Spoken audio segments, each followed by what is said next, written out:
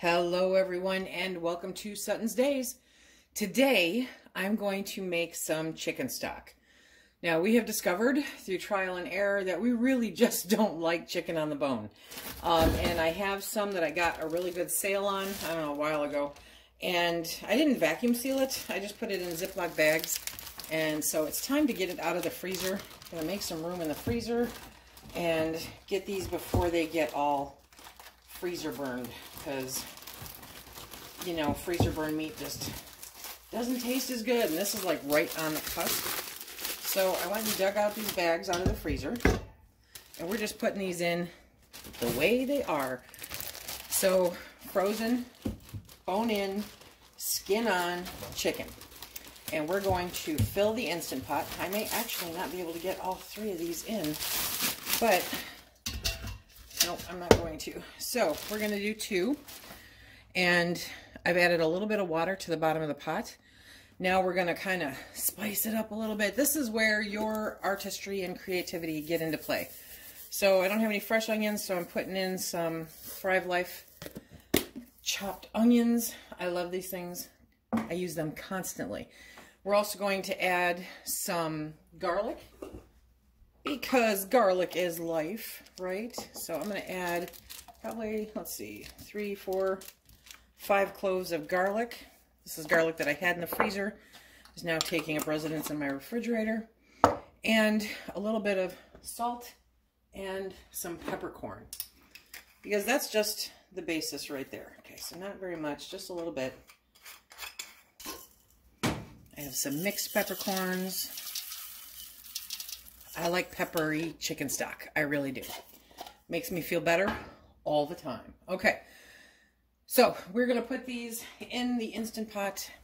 You don't need an Instant Pot, folks. You can just do this with a slow cooker. You can do this with your roaster. You can do this with a great big old pot on the stove, but it takes a little bit longer that way. But it's not a deal breaker, you know. Use what you've got. So we're going to put this on soup and broth. We're going to pressure cook this on high for 4 hours. And then when it's all done, and there I am getting all ahead of myself again. Yeah, I forgot to add the water. So I had some water in the bottom because I don't like setting the meat right directly onto the bottom of the Instant Pot. Have you ever had that burn notification come up? It's a riot. So now we're going to add water, but remember not to go past the mark in your pot, okay? And this, because it's all frozen, will cook down. And if you want, you can also add a splash, like a tablespoon or 2 of apple cider vinegar. I'm opting not to in this one. I think it's going to do just fine without it.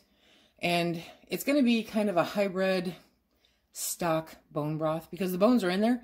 So they're going to do their thing, and all that yummy goodness is going to come out into the stock. And I love it. So now we're going to start. Now we are. Yes, we are. Poof. Now we're going to start. It is the next day. I have let this sit out in the breezeway because it's still cold overnight. So it didn't really get a fat cap on it like the beef bones did, but that's fine. That's fine. This is still all the yummy good stuff. Okay, so now we are going to strain it into the pot. Okay, so the idea with this is, number one, I want to catch like the peppercorns and that kind of stuff, right? But I also want to catch any chicken, any skin, any bones that may have come off during the pressure canning process, because we are going to be utilizing the skin, or not the skin, but the meat also. So, there we go. There we go. And there's those garlic. Okay. So now we're going to pull that out. And now we just have some yummy broth. So good. So good. So I'm going to get this moved over, and we are going to jar it up. I brought the pot over, put it on the heat, and it's up to a nice rolling boil. So now I'm going to turn off the heat, move it over to the trivet, and we're going to start filling jars. But first I have to go get my canner. So remember, hot jars means that it has to go into hot water. So you want to be careful with that. so that you don't get any thermal shock. I did want to heat this up just to get a better look at it. I mean, it is just gorgeous. It's absolutely gorgeous. So now we're going to start filling our jars. Now I'm using 1.5 jars because that's what I had available. Okay. So we're going to can these the same time that we do as quarts. I don't know how many I'm going to get out of here. Let me see if I can get that a little closer. There we go. Okay. So we're going to fill these up 1-inch headspace. Now, looking at this stock, I fully anticipate after it has completely cooled off, after the canning session, that it may have a small fat cap on it, but that is okay with me because, as I say, the fat is where the flavor is, right? Actually, you can see it. Can you see it? So yeah, it's definitely going to have a fat cap on it, but that's fine for what we're going to use it for. You could drink this, absolutely. This is very much a bone broth because we pressure canned it with the bones in there.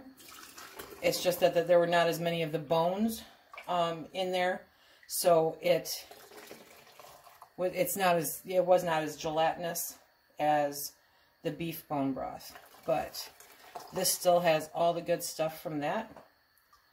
It's going to make excellent soups and stews, or just something to sip if you want on a cold spring or fall day, depending on where you're at. Now for canning stock, it's really super simple. For pint jars, it's 20 minutes, and for quart jars, it is 25 minutes. Because I am doing 1.5 jars, we are going to can these at the same time as we would quarts, okay?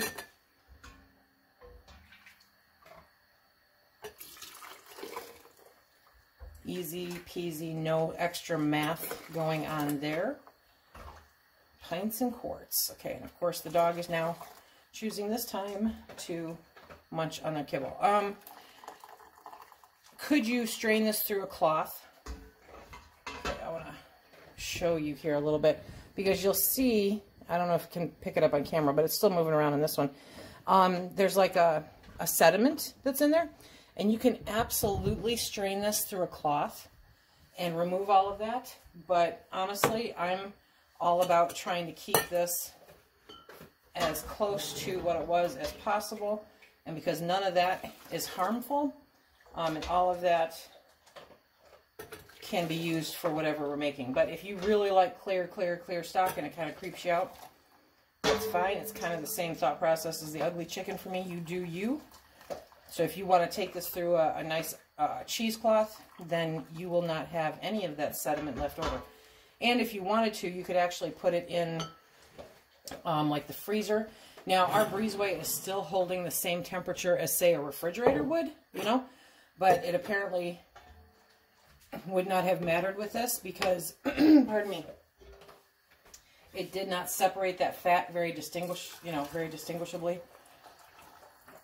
Oh, look, there's a little left over. Yum! Okay, so we have 6 yummy jars of chicken stock. Check that out. I had enough left in the pot for a pint jar, so I decided that we needed to can that up also. Is that a problem if one jar is smaller? No. No, because I'll just can this for the same time that I can the larger. It's just 5 minutes difference. No harm, no foul. It'll be fine. Okay. So these are, okay, so we wiped down all the rims, right? Now we're going to put on the lids. There we go. Those are hot. So you want to be careful. The water in my canner is hot. But that is all good.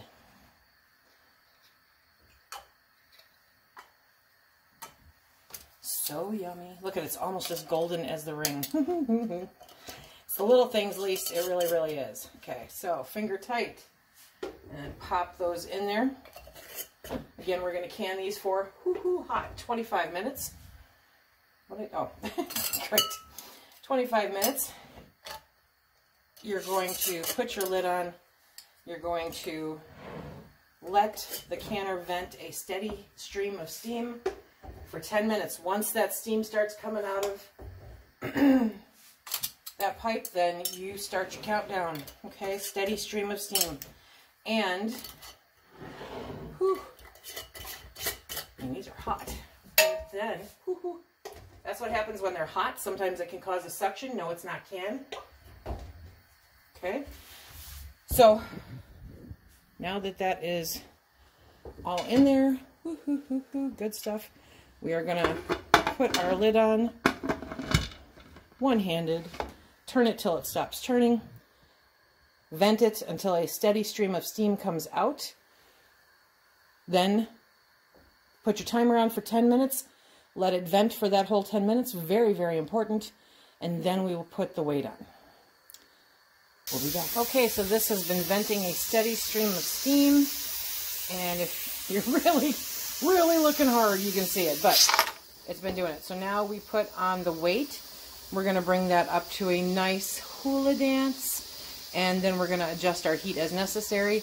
Once it starts the hula dance, we are going to start our timer for 25 minutes. Okay, so it has come down off of pressure on its own, and I've let it sit, well, it's probably set now for about 10-15 minutes. Now I'm going to open. Remember to always open away from you. And we're going to pull them out. Oh, yes. Looks like honey. Oh, honey. Oh, yes.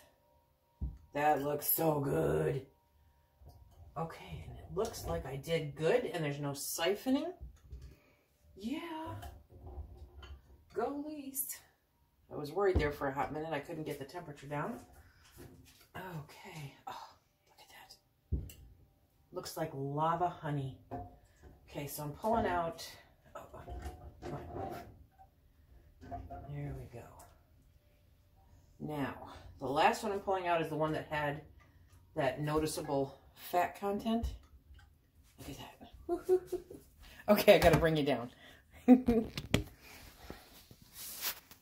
at that. Okay, I just think that's cool. Remember the old lava lamps? Yeah. That's what it's doing. So there was no siphoning. And it's not just that one that's doing it. They're all doing it. So that is wicked cool. This is fun. It's your own little science experiment. Food preservation. Yes. So I have some beautiful stock here. Some hybrid stock broth. Okay. That tomorrow is going to get washed and put up on the shelves. Good, good stuff. Look at that go. Fun. Okay, everyone. So that is just another step in me cleaning out the freezer, making some space in the freezer because summer she is a-coming. Okay, so if you have any questions, be sure to leave them in the comment section below. And remember, if you like what we do here, please hit that like, subscribe, and share. Check us out on Instagram and Facebook. And until the next time, everybody, please be safe.